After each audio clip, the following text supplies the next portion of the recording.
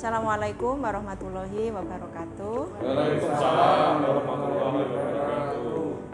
Yang pertama, alhamdulillah, mari kita senantiasa mengucapkan syukur kehadirat Allah Subhanahu wa taala karena pagi hari ini kita semua masih diberikan kesehatan sehingga berkenan untuk menghadiri undangan dari kami untuk memberikan sedikit sosialisasi tentang program guru penggerak yang sudah kita laksanakan untuk bisa belajar bersama, sharing bersama modul 1 yaitu tentang filosofi pendidikan Ki Hajar Dewantara sampai nanti yang terakhir tentang budaya positif.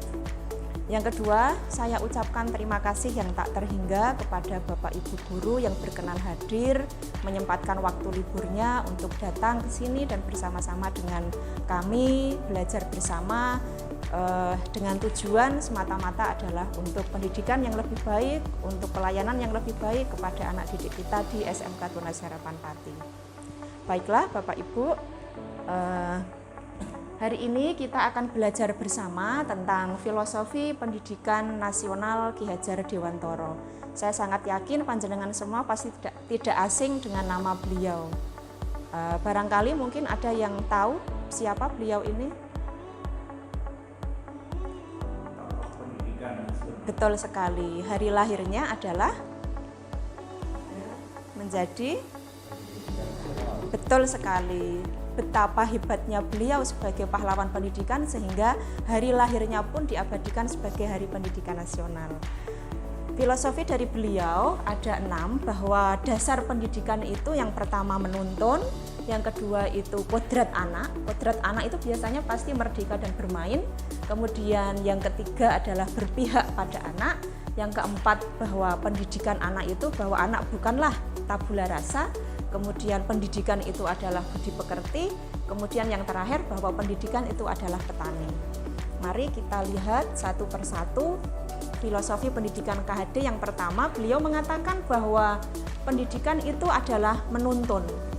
Menuntun segala kekuatan kodrat yang ada pada anak agar mereka dapat mencapai keselamatan dan kebahagiaan yang setinggi-tingginya sebagai manusia dan anggota masyarakat.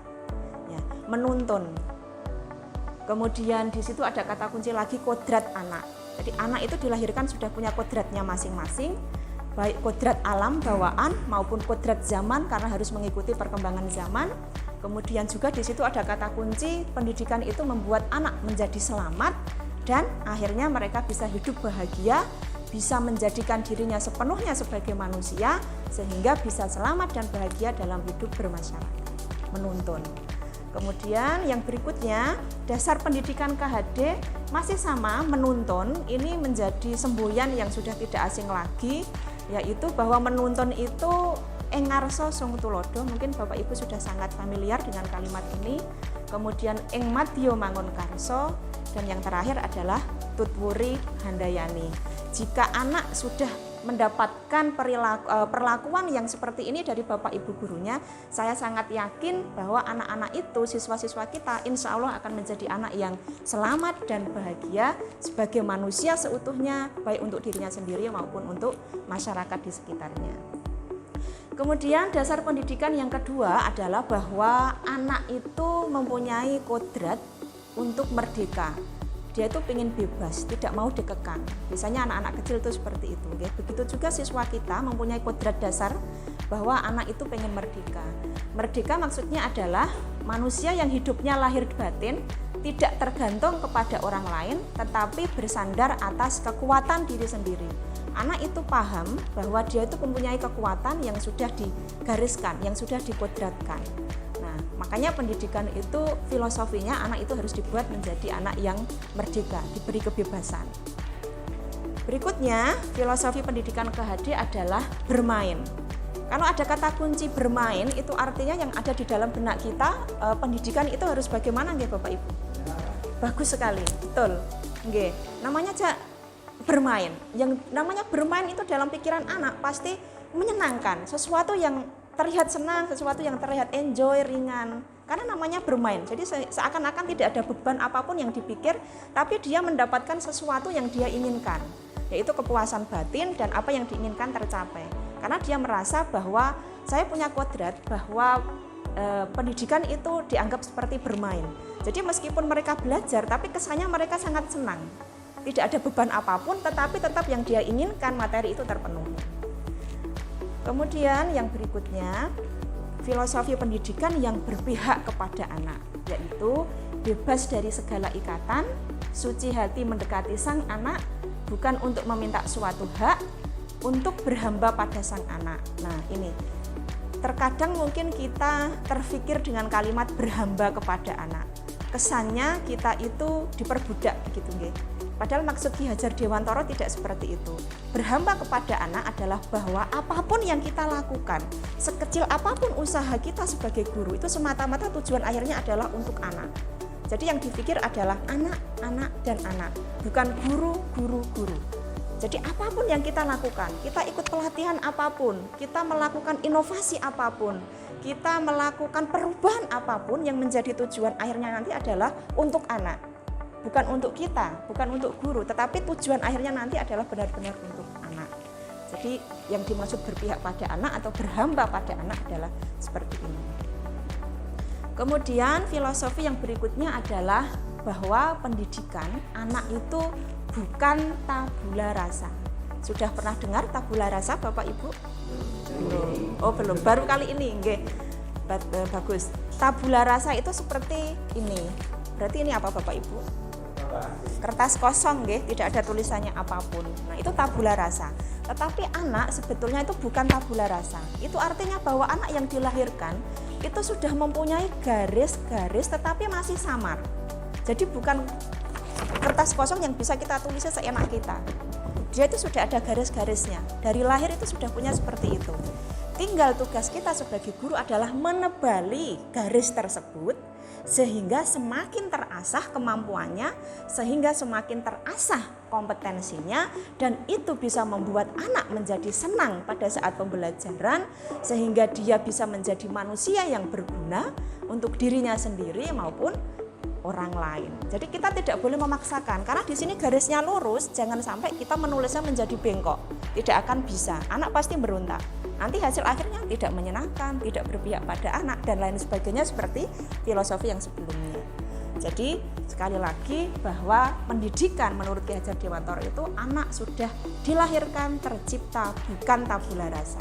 Tapi anak itu sudah mempunyai potensi dari kecil, sudah mempunyai keahlian dan bakat yang terpendam. Bagaimana tugas kita sebagai guru menebali garis itu sehingga semakin menonjol. Di bidang apa yang dia menonjol, itulah yang kita push, yang kita dorong agar semakin tebal. Sementara yang tidak kelihatan, ya jangan dipaksa ditulisi dengan yang lain, nanti kasihan anak. Kenapa? Karena bisa jadi potensi yang harusnya bisa berkembang justru menjadi lemah gara-gara kita kasih hal-hal yang seharusnya tidak di garis tersebut. Gitu nggih Bapak Ibu. Yang berikutnya adalah budi pekerti. Baiklah, ini mungkin termasuk saya dulu juga agak salah paham. Kalau mendengar kata budi pekerti, yang dalam pikiran Bapak Ibu itu apa? Nggih?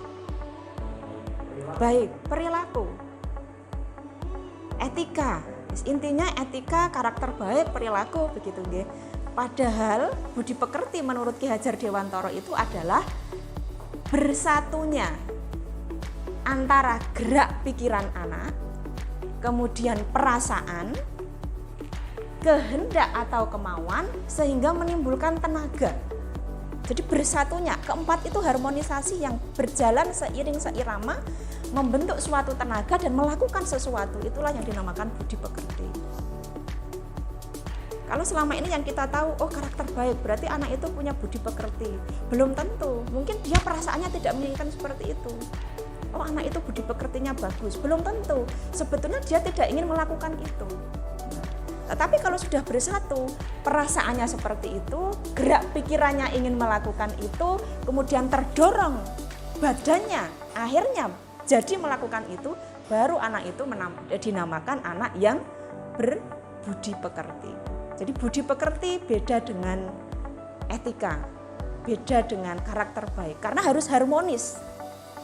Keempat-empatnya harus sejalan dan selaras. Gitu ya. Kemudian yang berikutnya adalah bahwa pendidikan menurut Ki Hajar Dewantara itu diibaratkan petani. Kalau petani itu berarti kita bisa memilih enggak Bapak Ibu benih yang akan kita tanam? Bisa jadi bisa jadi tidak bisa. Oke, kalau kita dihadapkan pada situasi tidak bisa memilih benih, kita sebagai petani apa yang kita lakukan? Ya, poinnya di situ. Jadi petani itu kalau kita sudah dihadapkan dengan bibit yang tidak kita inginkan, seperti di sekolah kita, tidak mungkin 100% itu anak pinter. Tidak mungkin semuanya itu sesuai dengan jurusannya, sesuai dengan yang diinginkan. Nah, tugas kita sebagai guru sama dengan petani, mengolah bibit yang tidak maksimal ini, difasilitasi yang lengkap, kemudian diarahkan yang baik, kemudian dikasih materi yang menyenangkan, dan lain sebagainya. Bagaimana caranya agar bibit ini bisa mengalahkan bibit unggul. Bibit bagus pun, seunggul apapun, jika petaninya itu ogah-ogahan, tidak dikasih pupuk, gitu kan, tidak pernah diambil rumput-rumputnya, apa yang terjadi? Bibit unggul tadi tidak akan maksimal. Sama juga dengan anak. Oke lah, kita sekolah swasta tidak bisa kita pungkiri, tidak mungkin semua bibitnya unggul. Nah, tetapi saya sangat yakin Bapak Ibu guru di Tunas Harapan sudah terbukti bibit apapun bisa kita olah di sini dengan cara yang maksimal. Bismillah insya Allah. Kemudian relevansinya filosofi Ki Hajar Dewantara dengan pendidikan saat ini itu apa? Bisa kita lihat Ki Hajar Dewantara tadi di kunci pertama mengatakan bahwa pendidikan itu menuntun. Ing ngarsa sung tulado, ing madya mangun karsa, tutwuri handayani. Itu artinya direlevansikan dengan abad 21 adalah menuntun di sini, maka Bapak Ibu guru dan siswa harus bisa berkolaborasi, kemudian kritis dan reflektif, komunikasi terus dijaga, mengembangkan kreativitas dan inovasi. Agar bisa mewujudkan filosofi anak yaitu menuntun tadi. Kemudian kata kunci selamat dan bahagia itu bagaimana? Jika filosofi yang 6 tadi bisa dilaksanakan oleh Bapak Ibu guru kepada murid-murid kita, maka saya sangat yakin anak-anak pasti akan selamat, anak-anak pasti akan bahagia karena dia mendapatkan sesuatu sesuai dengan yang diinginkan. Oke. Kemudian refleksi filosofis pendidikan PHD. Guru dan murid berkolaborasi. Kalau dulu namanya adalah teacher centered learning, pembelajaran yang berpusat pada guru, sekarang tidak ada istilah seperti itu. Semuanya kembali ke anak. Apapun yang kita lakukan tujuannya adalah untuk anak. Gitu. Kemudian menginisiasi atau menciptakan kedalaman rasa takjub dan kasmaran spiritual, intelektual, dan sosial. Kasmaran pirsa nggih Bapak Ibu. Kasmaran itu bagaimana? Seneng, pengen ketemu terus gitu nggih. Nggih, selalu rindu. Nah, sama. Ya, refleksinya dari filosofi ini adalah kalau kita sudah bisa menanamkan filosofi yang 6 tadi, maka saya yakin insya Allah anak-anak kita itu akan kasmaran. Kasmaran apa? Kasmaran dengan Bapak Ibu. Kenapa kasmaran? Karena dia diperlakukan sesuai dengan kodratnya. Sehingga dia sangat menyukai materi panjenengan, sangat menyukai pembelajaran panjenengan, tidak bosan ketemu dengan jenengan, pembelajaran yang semulanya dianggapnya sulit bisa berubah menjadi sesuatu yang sangat menyenangkan. Kemudian yang kedua, siswa dan guru merdeka belajar dan berkolaborasi, menggali dan mengembangkan potensi siswa. Baiklah, yang berikutnya adalah modul 1.2 tentang nilai dan peran guru penggerak. Nilai guru saya sangat yakin tidak perlu saya jelaskan satu persatu karena dilihat dari hasil kita selama ini, panjenengan semua pasti sudah kompeten dalam hal ini, sudah mempunyai karakter ini, yaitu nilai mandiri, nilai reflektif, nilai kolaboratif, kemudian nilai inovatif dan berpihak pada murid. Itu nilai yang harus dimiliki oleh seorang guru dan saya yakin panjenengan semua sudah kompeten dalam hal itu. Kemudian peran guru apa? Peran guru adalah menggerakkan komunitas praktisi, menjadi coach bagi guru yang lain. Kalau punya sesuatu jangan diambil sendiri tapi harus dibagikan dengan teman yang lain, mendorong kolaborasi, tidak boleh individual tetapi terus bekerja sama dengan guru-guru yang lain, dengan pemangku jabatan yang lain atau yang lainnya, kemudian mewujudkan kepemimpinan murid. Terus yang terakhir adalah menjadi pemimpin pembelajaran, itu peran guru.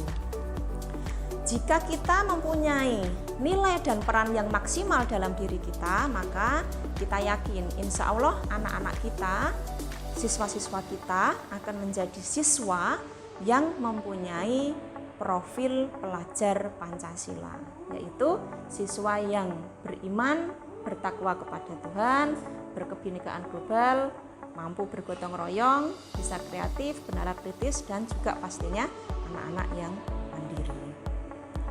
Berikutnya, visi guru penggerak untuk modul yang ketiga. Visi.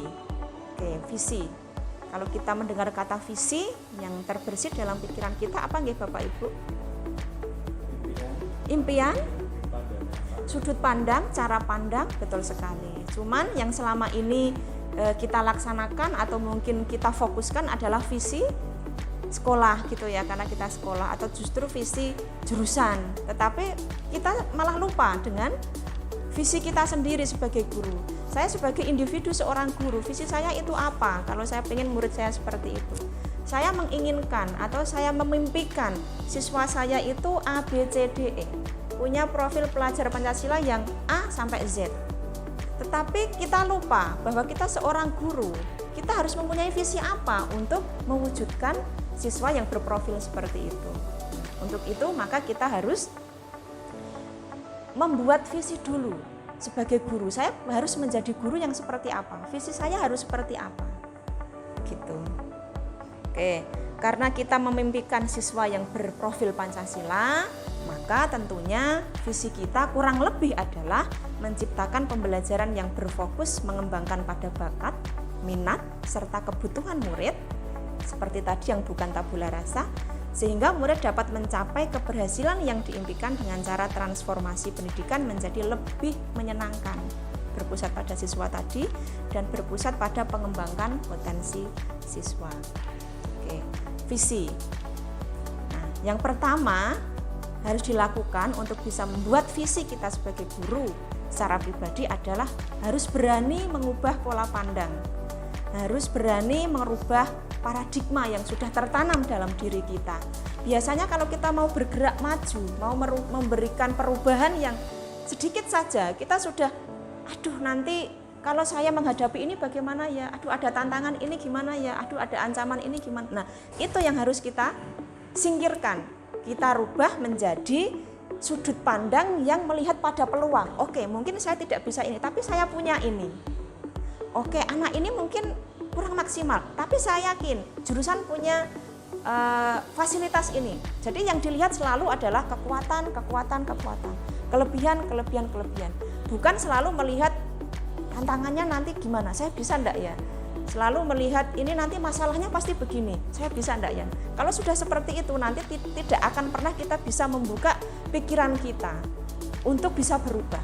Paradigmanya tetap seperti itu, kita tidak akan bisa merubah paradigma yang lebih baik lagi, pola pandang yang lebih baik lagi. Nah, merubah pola pikir dari yang melihat sisi negatif menjadi pola pikir yang positif itu dinamakan inquiry apresiatif, Pak Ibu, nggih. Atau disingkat IA. Inquiry apresiatif. Jadi adalah pendekatan atau sebuah teori di mana kita itu untuk bisa membuat visi, yang pertama harus kita lakukan adalah merubah paradigma kita dulu.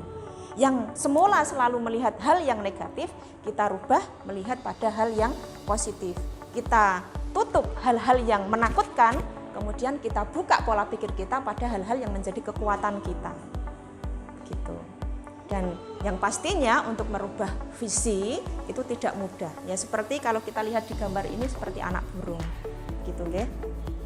Tidak bisa langsung melejit. Nah, IA atau inquiry apresiatif itu ada langkah-langkahnya atau ada alurnya, biasanya disingkat dengan BAKJA. Nah, cara merubah pola pikir positif, kita bisa mengikuti dengan pola BAKJA. B itu buat pertanyaan.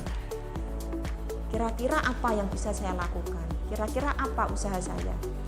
bertanya sebanyak-banyaknya terhadap kekuatan kita. Kemudian yang kedua, ambil pelajaran. Kalau kita sudah membuat pertanyaan tadi dari awal, terus pelajarannya apa? Apa yang harus saya ambil dari pertanyaan tersebut? Kemudian berikutnya adalah gali mimpi. Yang keempat, jabarkan rencana. Kemudian yang kelima adalah atur eksekusi. Nah, seperti contoh kecil yang sudah saya coba terapkan, kemarin itu saya membuat pertanyaan, bahasa Inggris kok sulit gitu ya. Anak-anak juga tidak begitu memahami, anak-anak kurang antusias. Kemudian saya coba membuat pertanyaan, bagaimana ya kalau saya berkolaborasi dengan jurusan? Itu pertanyaan saya. Kemudian saya ambil pelajaran, oke, kalau gitu saya harus segera ke jurusan, ketemu dengan tim di jurusan, kemudian saya coba berkolaborasi agar bahasa Inggris ini bisa berjalan dengan baik di materi produktif, tidak harus berdiri sendiri yang terkesan sangat sulit. Kemudian gali mimpi. Mimpi saya saat itu adalah saya bisa berkolaborasi antara pelajaran saya dengan produktif, kemudian anak bisa tampil mempraktekkan materi produktif dengan menggunakan bahasa Inggris. Itu mimpi saya. Kemudian saya menjabarkan rencana. Rencana saya apa? Ya segera berkoordinasi. Saya atur waktu ketemu dengan Pak Mugi memperlihatkan silabus dan kurikulumnya. Kemudian saya link and match kira-kira materinya Pak Mugi yang bisa saya matchkan dengan bahasa Inggris itu yang apa.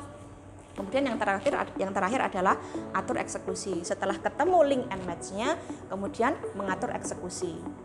Apa yang harus dilakukan anak, apa yang harus saya lakukan. Kemudian akhirnya alhamdulillah terwujud sebuah proyek dari anak kerjasama dengan produktif dan tetap di situ ada materi bahasa Inggrisnya. Oke, nah, dan yang terakhir adalah modul 1.4, ini yang terakhir tentang budaya positif di sekolah. Saya sudah sangat yakin bahwa Tunas Harapan sudah sangat bisa menerapkan budaya positif di sekolah dan itu sudah dikenal dimanapun. Tetapi sebetulnya ada sedikit perbedaan antara budaya positif dengan yang sudah diterapkan di sini. Oke. Ada beberapa konsep untuk bisa mewujudkan budaya positif di sekolah. Yang pertama itu adalah perubahan paradigma dari stimulus respon ke teori kontrol.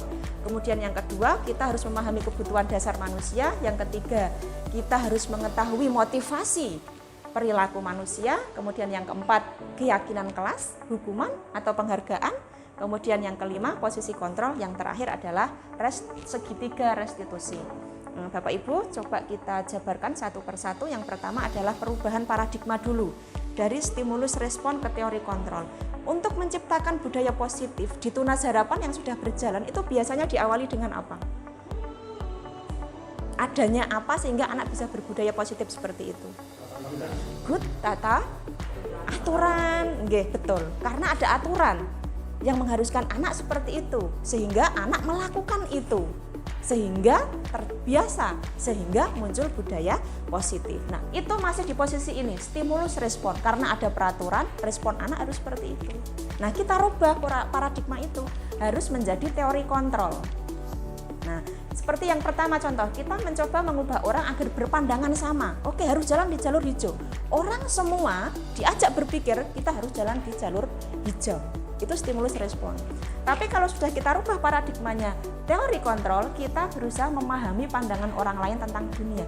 Oh, memang saya harus berjalan di jalur hijau.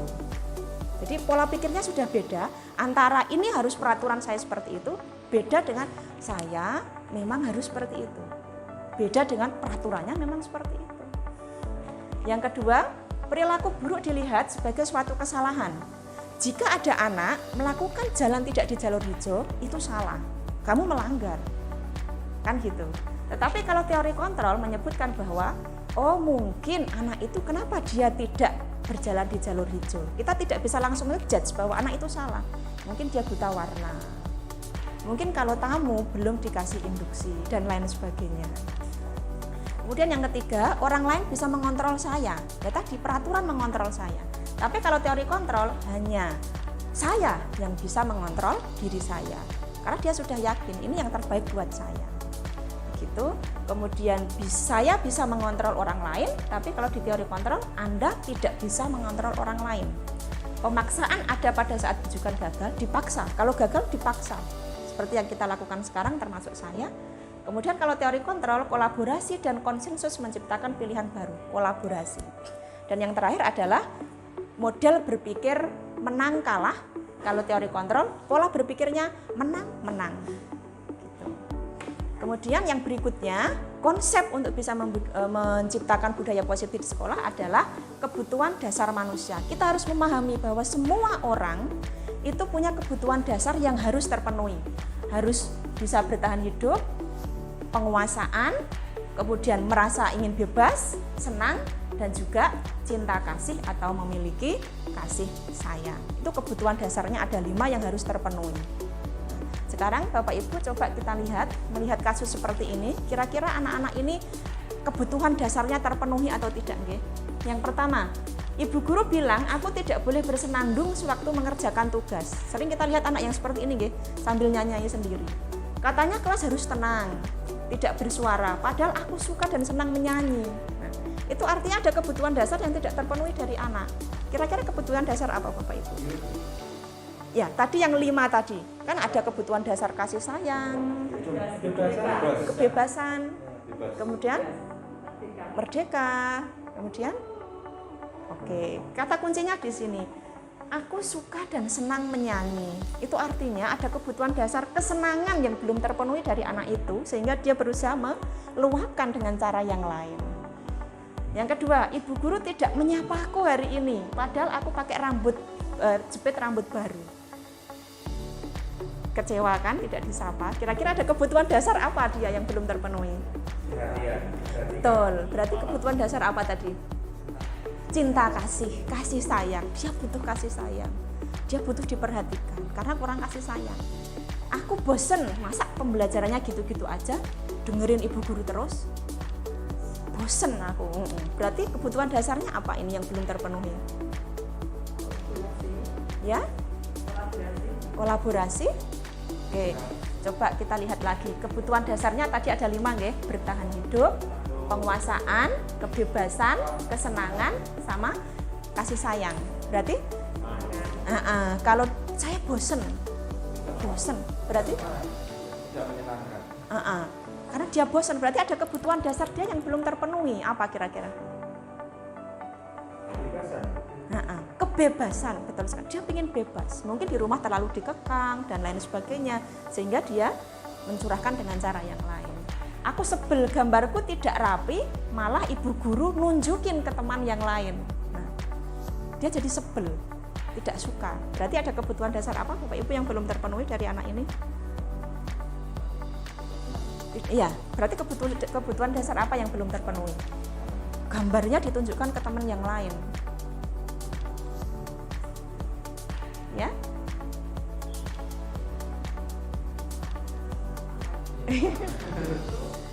Iya.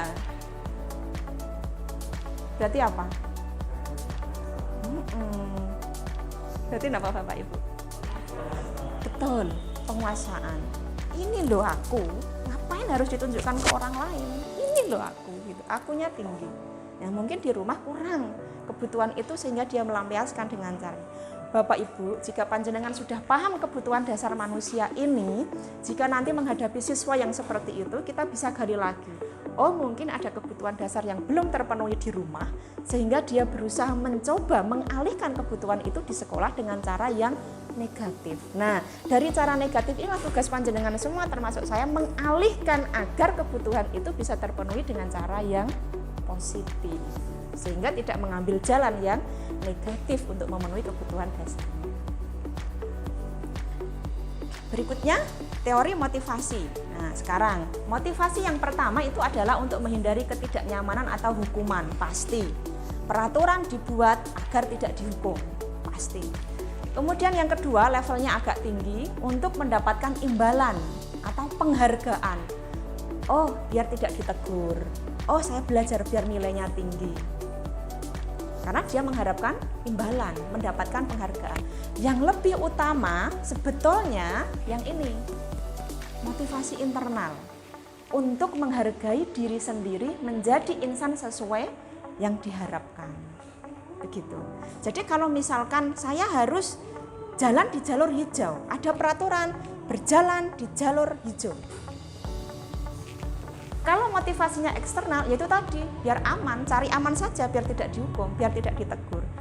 Atau biar dapat imbalan, wah kamu keren, kamu disiplin, kamu mengikuti peraturan. Tapi seyogianya yang benar, motivasi itu yang ini. Ya, memang saya harus jalan di jalur yang hijau. Kalau tidak, nanti bisa mengganggu orang lain. Jadi ada karakter tumbuh di sini. Nanti bisa mengganggu orang lain. Bukan karena saya tidak mau dihukum, tapi saya bisa mengganggu orang lain. Saya mengganggu kenyamanan. Nah, karakter ini yang tumbuh harusnya.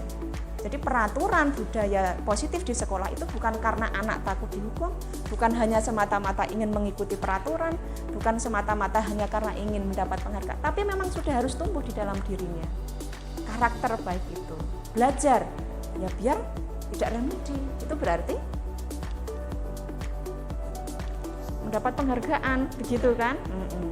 Kemudian belajar, ya karena nanti tidak dapat uang saku. Iya, sama. Saya belajar ya karena memang saya seorang siswa. Kalau saya tidak belajar, mana mungkin saya bisa mengikuti pembelajaran berikutnya.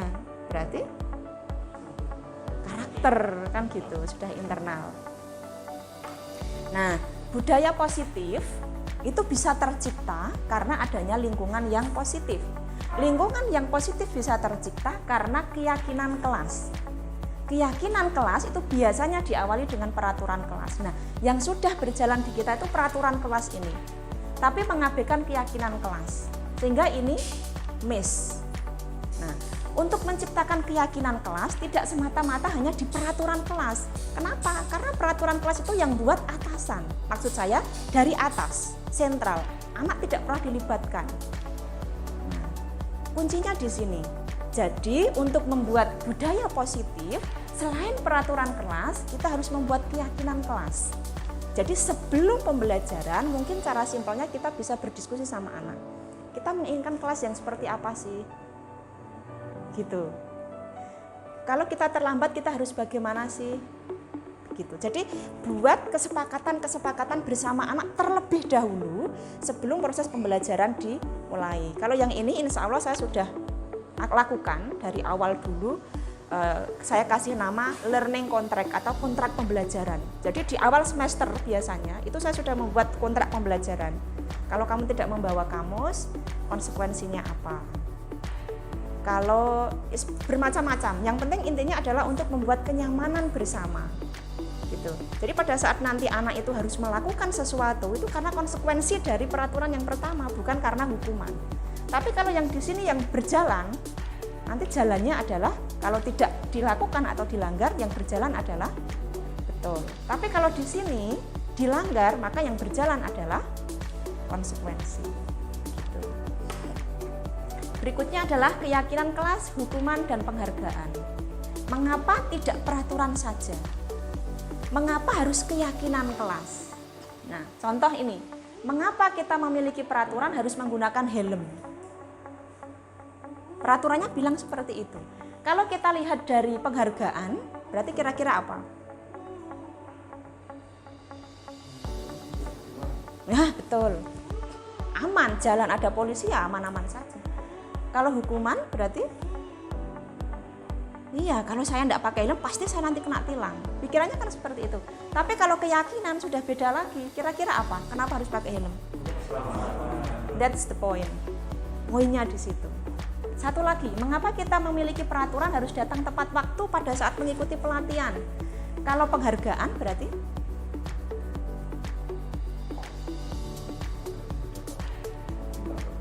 oke, dapat bintang kebaikan. Nanti kita bahas lebih dalam, Pak. Kalau hukuman, betul. Aku nanti jangan-jangan tidak boleh masuk karena sudah terlambat, ya? Oh, good, betul. Ya, biar dapat duduk paling depan.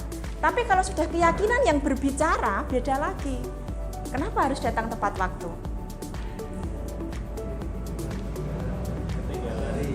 Ya, betul. Biar tidak ketinggalan materi, karena dia butuh materi itu. Itu berarti sudah keyakinan yang jalan. Baik, Bapak Ibu, berikutnya. Bedanya peraturan dengan keyakinan kelas. Selalu kembalikan buku ke tempatnya. Itu peraturannya berbicara seperti itu. Tapi kalau keyakinan yang berbicara, oh ya, saya memang tanggung jawab untuk mengembalikan. Tanpa disuruh pun, ada tanggung jawab dari dalam untuk mengembalikan. Tapi kalau peraturan yang berbicara, wah nanti tidak tak kembalikan, saya kena denda. Nah begitu, dan lain sebagainya. Berikutnya, dihukum oleh penghargaan. Bapak Ibu minta maaf, mungkin ini agak sedikit berbeda dengan yang sekolah menyenangkan kemarin. Kalau kemarin itu jika ada karakter positif kita kasih bintang kebaikan, justru di sini dihukum oleh penghargaan. Khawatirnya apa? Kalau itu sudah menjadi budaya dan anak-anak tahu, nanti nak seperti ini saya pasti dikasih bintang kebaikan. Jika luput, jika guru itu tidak bisa memantau, kira-kira yang ada dalam anak bagaimana? Kecewa. Nah, kalau sudah muncul kecewa, kira-kira ada pelampiasan yang lain enggak? Ya mungkin dia tidak akan mengulangi karakter baik itu lagi. Bedanya di situ. Tapi kalau sudah keyakinan, entah dilihat, entah dikasih penghargaan, apapun itu, ini loh keyakinan saya, bahwa saya itu melakukan ini karena kebaikan ini. Yang saya yakini itu ini. Bukan karena saya ingin dihargai, bukan karena saya takut hukuman. Oke, berikutnya, perbedaan hukuman dan konsekuensi, ya kurang lebih sudah bisa dipahami ya Bapak Ibu. Contoh satu, menyakitkan kalau hukuman. Tapi kalau konsekuensi ya harus terjadi. Dia sudah yakin. Konsep diri yang buruk, wah saya dihukum. Berarti image-nya kan anak ya nakal gitu kan. Tapi konsep diri jadi baik. Oh iya, dulu kan kita sudah sepakat kalau datang terlambat gitu kan, harus panggilan orang tua. Jika ada anak yang masuk, kenapa terlambat? Apa yang harus kamu lakukan? Saya harus pulang. Dia menjawab sendiri, tidak harus kamu pulang karena kamu terlambat. Kan beda. Oke, kita coba lagi tindakan guru. Ini dipilih hukuman atau konsekuensi. Mencatat 100 kali di dalam buku kalimat, saya tidak akan terlambat lagi. Kira-kira hukuman atau konsekuensi? Betul. Berikutnya, lari mengelilingi lapangan basket 2 kali terlambat. Karena terlambat harus lari. Hukuman? Oke. Saya kira ini hukuman. Karena terlambat tidak ada hubungannya dengan lari. Kan gitu. Berikutnya, murid diminta untuk push up 15 kali karena tidak menggunakan masker. Hukuman. Nah ini, menggantikan kertas tugas teman yang telah dicoret-coret. Dia harus mengganti. Baru ini konsekuensi. Membersihkan tumpahan air di meja tulis karena tersenggol. Harus membersihkan. Oke, betul. Meminta murid tidak mengenakan sepatu harian di sekolah karena tidak mengenakan sepatu hitam. Berarti harus nyeker begitu. Betul. Yang terakhir, lari mengelilingi lapangan bola basket 2 kali karena terlambat PJOK. Nah, bedanya dengan yang kedua tadi. Betul. Bedanya dengan yang kedua tadi nggih. Karena ini ada hubungannya dengan PJOK, maka konsekuensi. Tapi kalau ini kan tidak ada hubungannya dengan PJOK. Nah, berikutnya Bapak Ibu, untuk menanamkan budaya positif di sekolah, konsep yang berikutnya adalah kita harus paham dengan posisi kita sebagai guru. Kontrol apa yang sudah kita lakukan terhadap anak-anak kita. Yang pertama, penghukum. Itu saya dulu, semoga Bapak Ibu tidak.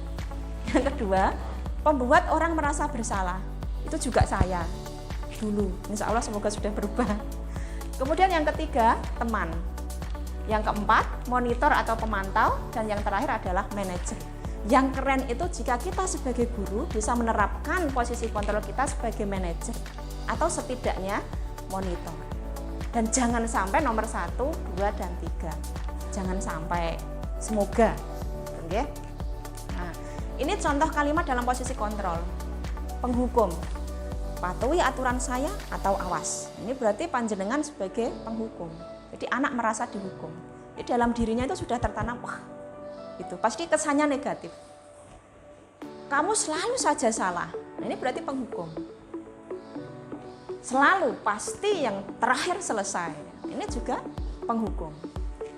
Kemudian sebagai teman, oh ada yang ketinggalan satu. Tadi membuat orang merasa bersalah. Oh sudah, ini tidak kelihatan saya. Membuat orang merasa bersalah. Ibu sangat kecewa sekali dengan kamu. Nah ini berarti dalam diri anak sudah merasa bersalah. Berapa kali kamu harus memberitahu kamu ya? Ini contoh sebagai teman.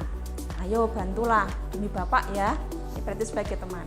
Sudah agak lunak, tapi kalau ini masih keras nih. Ini setengah keras, ini melunak. Nah, yang bagus di sini monitor peraturannya apa, biar anak yang menjawab dan anak yang melakukan. Apa yang telah kamu lakukan, dia paham. Gitu. Ini sudah sangat lunak. Nah, yang bagus lagi adalah sebagai manajer, apa yang kita yakini, gitu. Itu kan misalkan anak nyontek pada saat ulangan, apa yang kita yakini? Mandiri mem, pasti begitu. Sudah ada keyakinan di sini. Tidak boleh bergantung sama orang lain mem. Jadi mindsetnya itu sudah berbicara positif. Tapi kalau di sini, ini mindset anak itu negatif. Waduh, aku dihukum. Tapi kalau di sini yang kita katakan ini mindset anak itu positif. Nah, ini yang bagus itu antara pemantau dan manajer. Oke, Bapak Ibu, yang terakhir adalah restitusi. Sudah pernah dengar restitusi? Belum pernah. Baru kali ini. Nggih. Restitusi adalah proses menciptakan kondisi bagi murid untuk memperbaiki kesalahan mereka, sehingga mereka bisa kembali pada kelompok mereka dengan karakter yang lebih kuat. Penanamannya pada karakter positif tentunya, bukan karakter negatif. Seperti tadi, kalau kita kasih kontrol penghukum, wah, aku dihukum, berarti aku salah, aku nakal, kan mindsetnya negatif. Tapi kalau restitusi tidak menghendaki seperti itu, harus tercipta mindset yang positif pada anak. Nah, ciri-ciri restitusi bukan untuk menebus kesalahan, namun untuk belajar dari kesalahan, memperbaiki hubungan, tawaran bukan paksaan.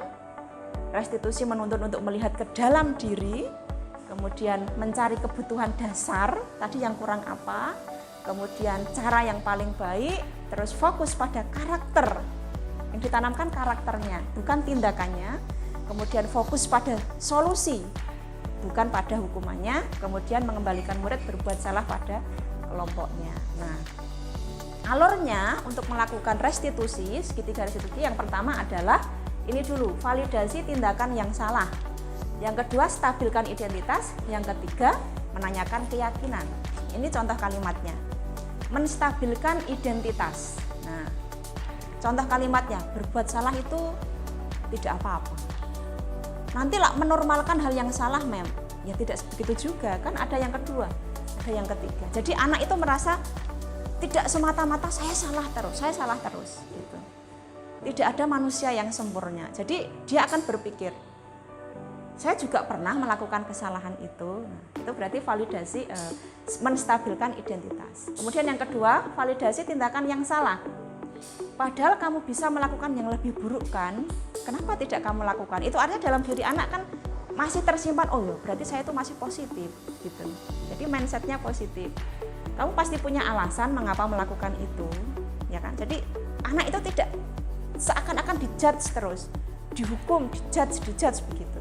Tapi anak bisa berkembang karakternya, mencari solusinya sendiri sehingga dia bisa kembali ke kelompoknya tadi dengan karakter yang lebih baik.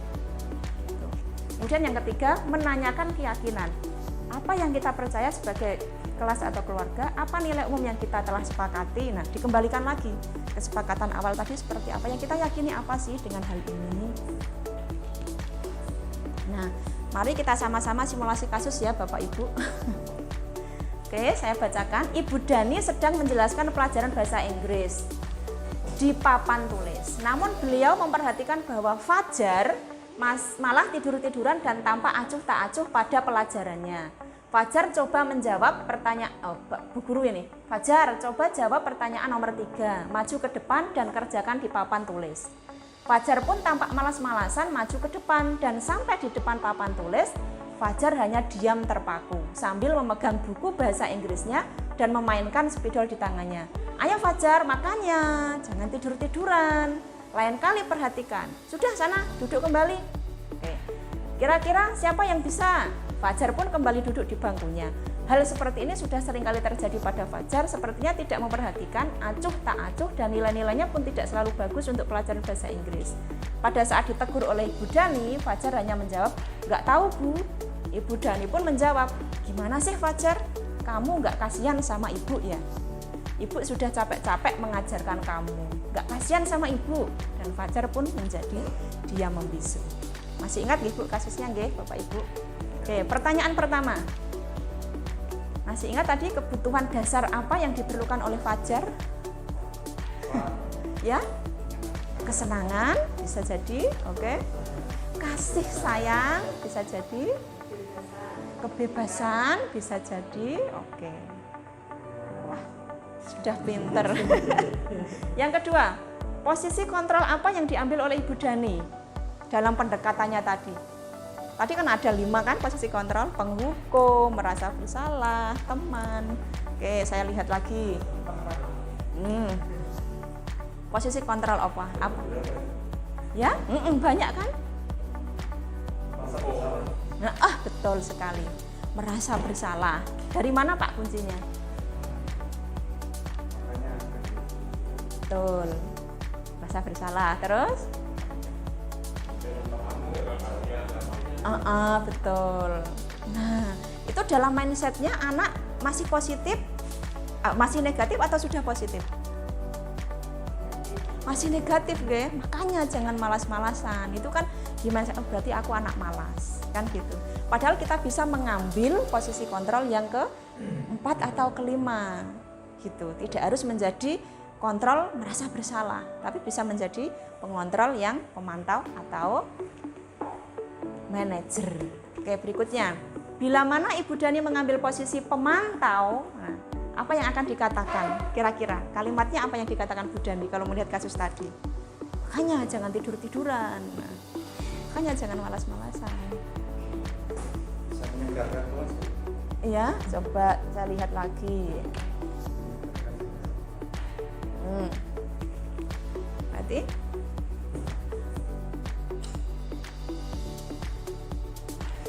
Berarti kalimatnya gimana kira-kira? Kalau Bu Dani mengambil posisi pemantau.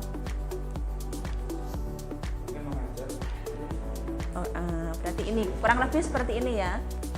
Ya, dia kan tidur-tiduran ditanya. Iya. Oke, iya. Oke, berarti mungkin Dani ditanya, peraturannya apa? Kan kita sudah buat kesepakatan kelas dulu dari awal kan, kalau yang ngantuk mungkin diapakan, kan gitu. Kok masih ada anak yang ngantuk? Ditanya, peraturannya apa? Anak pasti akan menjawab dengan sendiri. Kalau saya ngantuk, saya disuruh ke kamar mandi. Kan gitu. Mungkin peraturan awalnya seperti itu kan. Nanti anak-anak akan jawab, peraturannya apa Mas Fajar? Kalau ngantuk disuruh ke kamar. Ya sudah, berarti dia langsung ke kamar mandi kan. Gitu. Tapi kalau makanya jangan tidur-tiduran. Yang tertanam di mindset anak pasti, waduh aku wongnya ngantukan.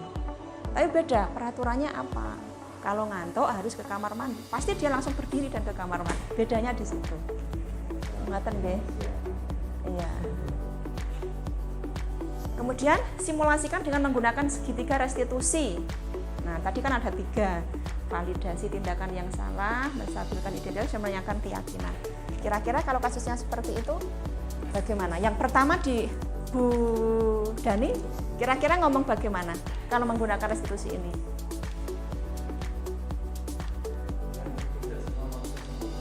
Iya, betul, ya. Betul. Iya, oke, ya. Betul, good Pak. Terus yang kedua?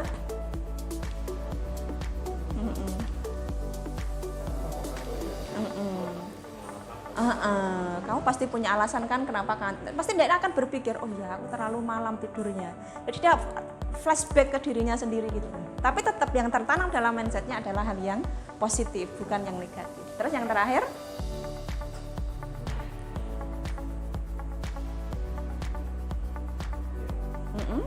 Kira-kira apa kalimatnya?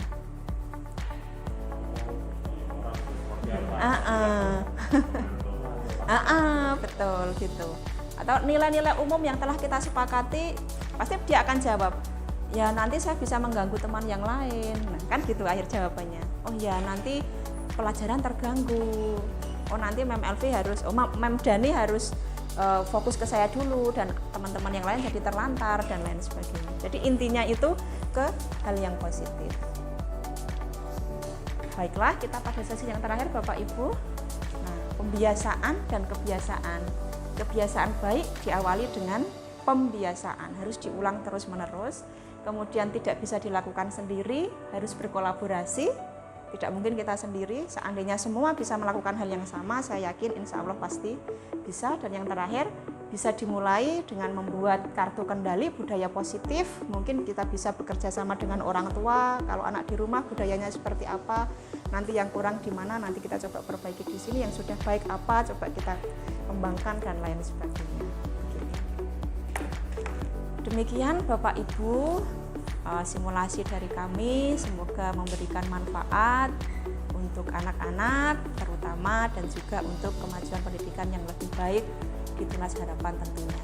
Terima kasih sudah berkenan mendengarkan dengan penuh keikhlasan. Semoga kita mendapatkan manfaat dan berkah yang melimpah dari kegiatan kita di pagi hari ini. Sekali lagi terima kasih. Apabila ada hal-hal yang kurang berkenan atau kata-kata yang salah, saya mohon maaf. Assalamualaikum warahmatullahi wabarakatuh. Waalaikumsalam warahmatullahi wabarakatuh.